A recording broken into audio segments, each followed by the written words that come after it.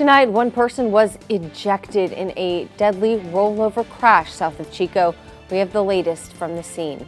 Plus, I just gave her a big hug and a kiss and told her how much I love her, and they mean the world to me. a Paradise Unified parent sounding the alarm after a security scare involving his daughter. And new at 6, a call to stop invasive species in our waterways, how you can help our state and your bottom line.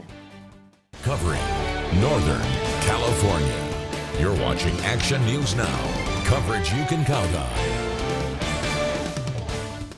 It is Friday night, and of course, we're all thinking, what is the weather going to be like for our Friday into the weekend? It was a gorgeous day today. Time-lapse video showing Mount Bradley, thanks to Alert California. A nice look at a lot of snow out there on Mount Shasta for those of you skiing. And there he is, our chief meteorologist, Howie Gordon, is racing to the weather wall as he's been preparing your Friday night forecast. Yeah, beautiful dry conditions the last 2 days, Haley. Above average weather. We're going to cool. We're going to see some showers too, potentially. We'll talk all about that over the next 30 minutes or so. But again, in the valley today, above average by about 10 degrees. I'll give you those official highs. If not during this hour, definitely for the 11 like I normally do. In the mountains, dropping down into the mid-50s at the moment. Probably a light jacket would help you for sure. Just look at our radar. Nothing yet. We're 99.999% dry. Just looking at some clouds. Those showers will head our way. With winds on the lighter side, though, could have some fog. The further south you are, the better chances. So you want to drive on the safer side. But we're going to see showers moving in with cooler temperatures, Haley, for the weekend with thunderstorm chances as well. We'll talk all about it in a few minutes. All right, good news. Thanks, Howie. Well, we have new details on that rollover crash at Wicks Corner where Highway 70 meets 149 north of Oroville. The CHP says the driver did die of his injuries after being life-flighted to the hospital despite receiving CPR at the scene. Investigators also say alcohol is suspected to have played a role in the crash, which happened just around 3 this afternoon. The driver was ejected from the vehicle and was the only person involved. We're also learning new details about an officer-involved shooting in Yuba County that happened yesterday. Police say it was Guillermo Figueroa who officer shot in the torso as Figueroa tried to hit that officer with a shovel.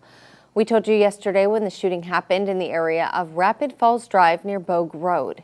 Officers say it began when Figueroa allegedly assaulted a family member at a nearby home, then tried to force his way into another home. When officers tried to contact him, they say Figueroa ran off and resisted arrest. They say multiple taser deployments and baton strikes did not slow him down, and that Figueroa tried to pick up a shovel and hit officers, leading to officers firing 2 shots. Figueroa was taken to the hospital and he's in critical condition. Family members, the family member who was assaulted allegedly was also hospitalized but released, and the shooting is under investigation. Chico State is offering what's called drink spike tests to students so they can check their beverages for common date rape drugs. Action News Now reporter Tamaya Horvath joins us live from campus. Tamaya, this free provision, it's actually tied to a state law. Yes, Haley, California Assembly Bill 1524 went into effect in January of 2024. It requires California community colleges and CSU schools to provide free accessible drink spike tests to students. At Chico State, drink spike tests are available at various locations around campus. This year, Wildcat Prevention Office staff received funding from governor's grants to distribute 2,000 tests. The test can detect drugs including cocaine, GHB, and ketamine. Chico State staff said it can be crucial in making sure that the victim of alcohol poisoning can receive medical treatment as soon as possible. I spoke to Chico State Clinical Case Manager Sawyer McAvoy, who talked about the importance of staying safe when going out drinking. People try to harm others when they're in vulnerable situations, such as intoxication. And so any way that we can protect ourselves and test the drinks that we're drinking before we consume them, then we can be safer and have healthier health outcomes.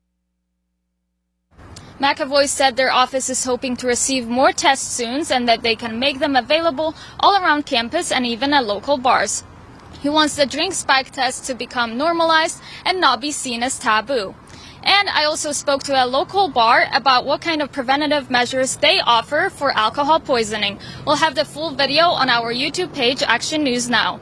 Live in Chico, Timea Horvath, Action News Now. Thank you, Timea. Chico State Wildcat Prevention Office also has other safety supplies like Narcan nasal sprays, condoms, and feminine products.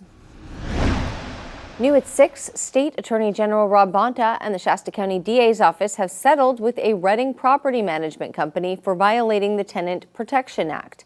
They say that property upsurge acted illegally with improper evictions, excessive rent increases, higher rents charged to Section 8 tenants, and habitability violations. The company must now pay $550,000 to tenants, pay $200,000 in debt relief, $50,000 in civil penalties, and comply with state law from now on. Property Upsurge manages 1,300 rental units across Northern California. New tonight, a car fire spread to vegetation in Oak Run, causing some significant smoke. You can see it here in this time-lapse video from Alert California over Shasta County.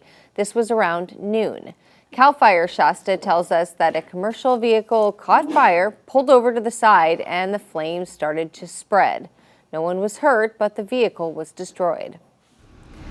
New tonight, the Butte County Sheriff's Office arrested a man suspected of stealing a motorcycle. They served a search warrant at Paul Seam's home on Plumas Avenue in Oroville 2 days back. They say they found the stolen motorcycle in his driveway and ammo that he was not allowed to have.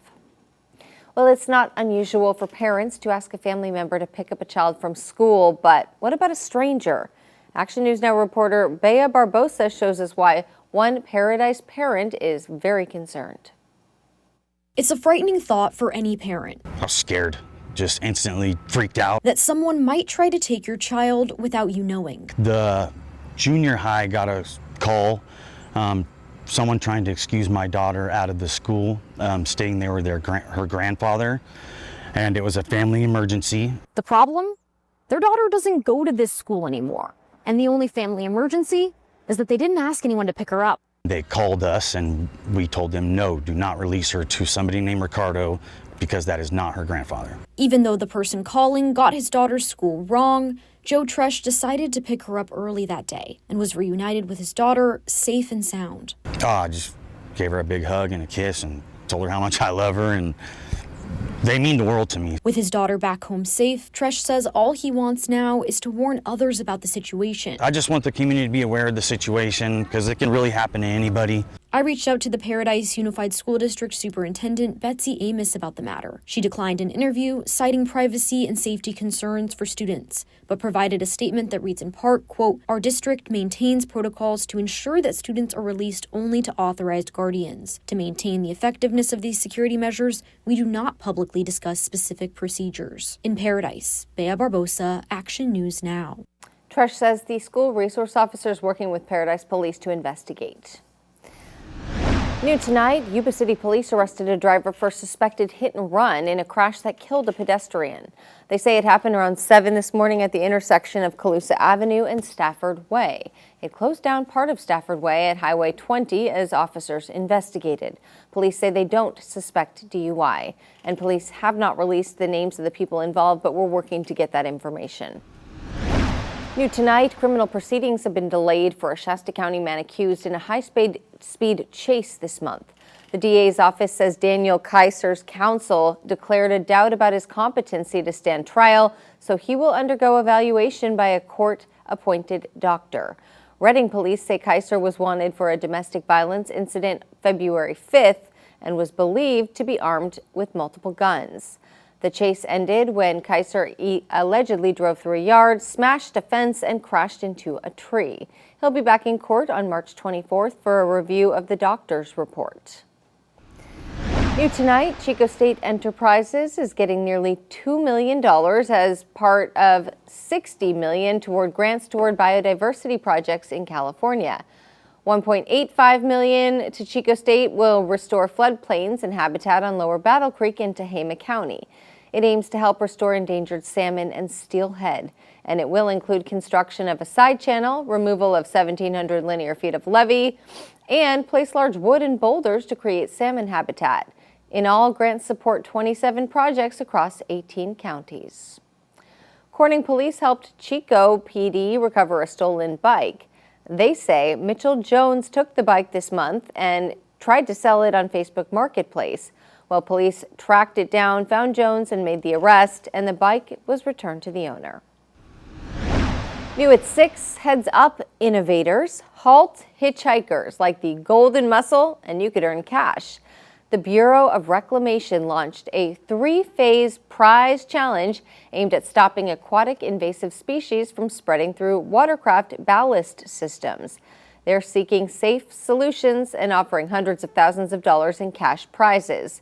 Phase 1 calls for written concept papers. Up to 6 winners could each receive up to $25,000 for the papers. To learn more on this contest, go to our website and click on the News Links tab. Progress is being made to clean up the Yuba River after the Colgate Powerhouse pipe failure. Plus, we have the latest snowpack totals, and we'll show you what it means for our water supply.